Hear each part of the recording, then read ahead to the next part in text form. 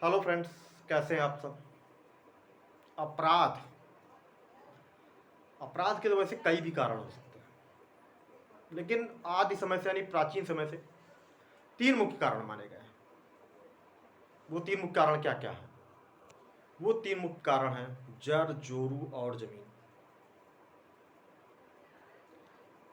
ये बहुत समय से हैं, जर, जोरू और जमीन, तीन कारण। चौथा एक कारण जो है नया है, वो मैं आपको बताऊंगा, लेकिन इसको एक्सप्लेन करने के बाद। जर का मतलब क्या हो गया? खजाना, सोना, रुपया, पैसा, ये हो गया जर। जमीन का मतलब आप भूमि से समझते होंगे, लैंड से। और जोरू का मतलब पत्नी किसी की वैसे कहा जाता है शाब्दिक तौर पे, लेकिन पत्नी के अतिरिक्त वर्तमान में आप किसी महिला के लिए भी जोरू शब्द का प्रयोग कर सकते हैं। मतलब वैसे तो उसका शाब्दिक अर्थ पत्नी ही है, जोरू का अर्थ पत्नी है, क्योंकि जोरू उर्दू शब्द है।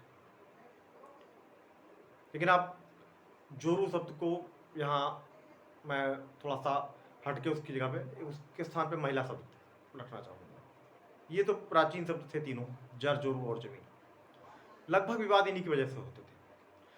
महाभारत का इतना बड़ा युद्ध केवल क्यों हुआ? कौरवों ने यह कह दिया कि हम पांडवों को सुई की नोक के बराबर की जमीन भी नहीं देंगे बिना युद्ध के। दूसरा कारण क्या था? दुशासन ने द्रौपदी का भरी राज्यसभा में हस्तिनापुर की चीरहरण किया, वस्त्रहरण किए। वो एक कारण बना।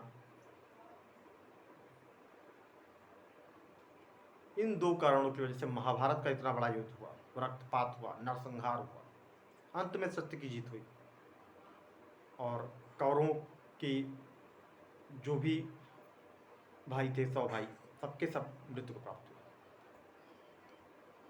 तो जमीन और जोरू इतने बड़े नरसंहार का कारण बने, लेकिन वो धर्म की लड़ाई थी। और जाहिर सी बात है कि विजय हमेशा धर्म की होती है। आज भी वही कारण है, जर, जोरू और जमीन। जर का क्या मतलब है? जर का मतलब है रुपया, पैसा, संपत्ति से। देखते होंगे आप, कोई पैसा लेके जा रहा है तो इससे मार के छीन लेता है, लूट लेता है। बैंकों में लूटपाट हो जाती है। कैशियर से कुछ समय पहले तक तो कैश वगैरह छीन लिया जाता था। बसों में लूटपाट कर ली जाती थी, चलती बसों में रात में पता होता कि हाँ कोई व्यापारी जा रहा है, कोई सामान्य व्यक्ति जा रहा है, पैसे लेके जा रहा है, उनसे लूटपाट हो जाया करती थी। वो क्या हो गया? जर। जर मतलब खजाना, सोना, पैसा। तो उसके लिए अपराध हो गया। आज भी कारण है वही, बस तरीका थोड़ा बदल गया कि जर के लिए मतलब पैसे के लिए लूट क्या होता है, साइबर क्राइम जैसे अपराध होने लगे हैं। आपके एटीएम का क्लोन बना लिया जाएगा, आपके अकाउंट को हैक कर लिया जाएगा, बैंक के उससे ट्रांजेक्शन कर लिया जाएगा, आपके पास फ्रॉड कॉल आएंगी, आप एटीएम का पिन बता दीजिए, एटीएम कार्ड का नंबर बता दीजिए, अकाउंट की डिटेल बता दीजिए, आपका पैसा गायब हो जाएगा। कभी कभी लालच देके कहा जाएगा कि आपकी लॉटरी का टिकट निकल गया है, आपको ये इनाम मिला है, वो इनाम मिला है। ये ऐसे अपराध हो रहे हैं अब वर्तमान में। था वही सब कुछ, जर के लिए ही सब कुछ, लेकिन बस तरीका बदल गया है। अब बात करते हैं जोरू पे। जोरू में क्या है आजकल? नाबालिग, बालिग, विवाहित, अविवाहित महिलाओं के साथ बलात्कार जैसी घटनाएं बड़ी आम हो गई हैं। बड़ा चिंता का विषय होता है ये, खासतौर पर जब नाबालिग या ऐसी बच्चियों के साथ जो 3 साल 5 साल के बच्चियां हैं, जिनके को तो ये भी नहीं पता कि जीवन क्या होता है, शुरुआत की है उन्होंने, उनके साथ अपराध होता तो बड़ा घृणित कार्य है ये। और ऐसे अपराधियों को तो क्या बताएं, मृत्युदंड तक का प्रावधान है, लेकिन मेरे समझ से वो भी कम है। क्या सोचता है समाज? क्या विकृत होता जा रहा है? लोग विकृत होते जा रहे हैं। अपराध या अपराध करने वालों की एक सीमा होनी चाहिए। उन बच्चियों का क्या कसूर है जिन्होंने जीवन अभी तक देखा भी नहीं, उनको तो पता भी नहीं कि जीवन क्या था। ऐसे बच्चियों के साथ बलात्कार और हत्या, 3 साल 5 साल 7 साल 10 साल। तो ये तो एक सामान्य रूप से मान लीजिए महिला के संबंधी अपराध हो गया, लेकिन बहुत घृणित अपराध है बलात्कार जैसी घटना।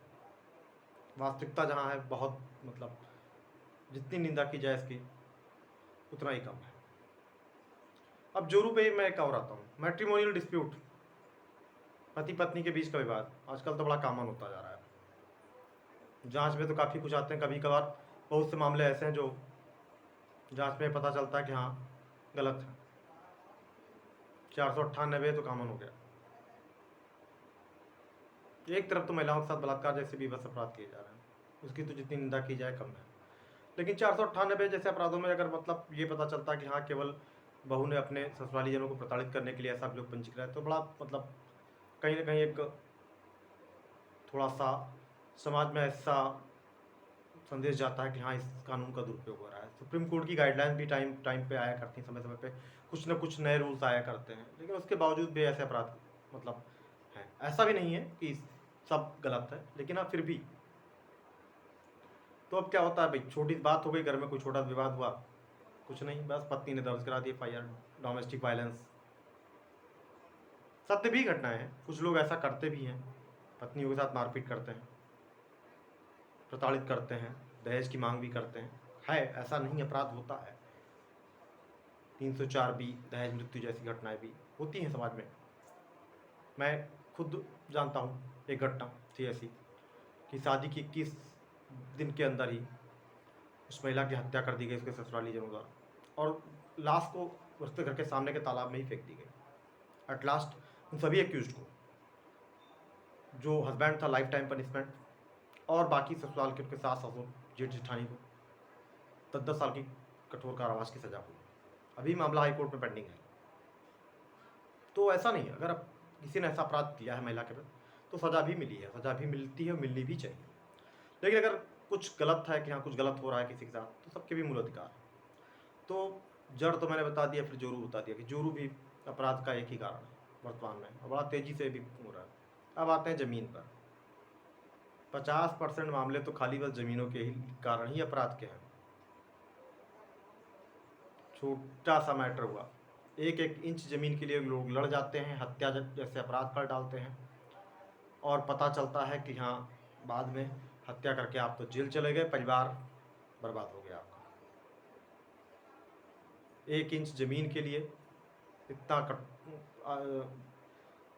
भयावह अपराध करना, ये थोड़ा सा कहीं ना कहीं समाज को सोचना पड़ेगा, लोगों को सोचना चाहिए ऐसा अपराध करने से पहले।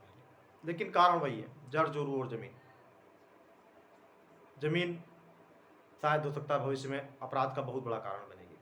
ज़मीन घटती जा रही है, भारत जैसे देश में आबादी बढ़ती जा रही है, ज़मीन घटती जा रही है, अपराध का बहुत बड़ा कारण बनने वाला है। भाई भाई में खून खराबा हो रहा है, ज़मीन कहीं ना कहीं विवाद का बहुत बड़ा कारण बनेगी अगर आबादी नियंत्रित नहीं हुई तो।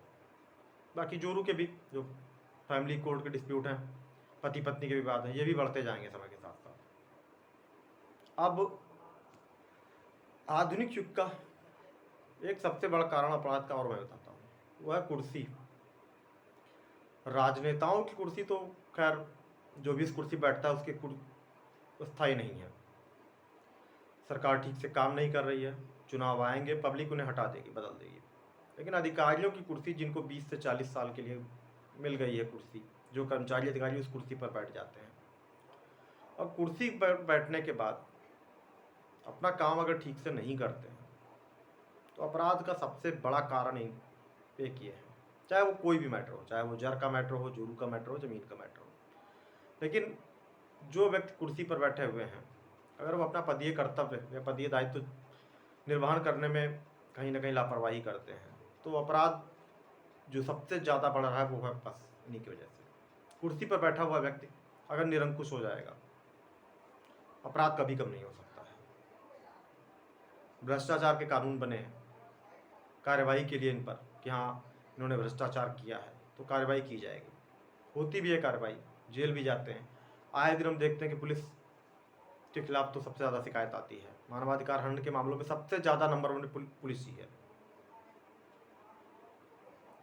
और अमूमन अपराध के लिए आप किसी, मान लीजिए किसी के साथ कोई अपराध होता है, थाने पर आप सूचना लेके जाते हैं, तो बहुत से पुलिसकर्मी तो हैं जो अपना पदीय कर्तव्य दायित्व सही से निर्वहन करते हैं। आपके साथ अगर अपराध हुआ है, घटित हुआ है, तो आपका सहयोग करेंगे, आपके FIR दर्ज होगी, गिरफ्तारियाँ होंगी, विवेचना ठीक से होगी, अपराधियों को सजा दिलाने का प्रयास किया जाएगा। लेकिन बहुत से ऐसे पुलिसकर्मी हैं जो खाली बस निजी स्वार्थ के लिए, धनागम के लिए अपने पदीय कर्तव्य में उदासीनता बरतते हैं। उदासीनता क्या बरतते हैं, लापरवाही ये कह लीजिए कि केवल बस धन के लिए। प्रशासनिक अधिकारी भी, राजस्व के अधिकारी भी ये करते हैं। उसी स्थिति में अपराध बढ़ जाता है। तो फ्रेंड्स, कभी अपराध के 3 कारण हुआ करते थे, जर, जोर और ज़मीन। लेकिन अब चौथा कारण एक ये भी है, कुर्सी पर बैठे हुए अधिकारियों कर्मचारियों की लापरवाही। जो दायित्व जिनका है, उनका अपना दायित्व ठीक से निर्वहन न करना, ये भी अपराध का एक वर्तमान में बहुत बड़ा कारण होता जा रहा है। और मैं तो ये कह दूंगा कि लगभग 50% रीज़न कुर्सी पर बैठे हुए अकर्मण्य अधिकारियों कर्मचारियों की वजह से ही अपराध तेजी से बढ़ रहा है। अगर सिस्टम थोड़ा सा सही से काम करे तो अपराध हो नहीं सकता है। हमने देखा है कि अधिकारी कर्मचारी जो ईमानदारी से काम करते हैं, वहाँ अपराध बिल्कुल शून्य है। तो फ्रेंड्स, अगर आपको कुछ अतिरिक्त जानना हो तो कमेंट कीजिए, वीडियो को लाइक कीजिए, चैनल को सब्सक्राइब कीजिए, ताकि आगे आपको ऐसे वीडियोस देखने को मिलते रहें। और जो भी मेरे पास ऑथेंटिकेट जानकारी होगी, नॉलेज है जितना भी, या जो मेरा वर्क ऑफ एक्सपीरियंस का अनुभव है, तो वो मैं आपके साथ शेयर करता रहूँगा। Thank you.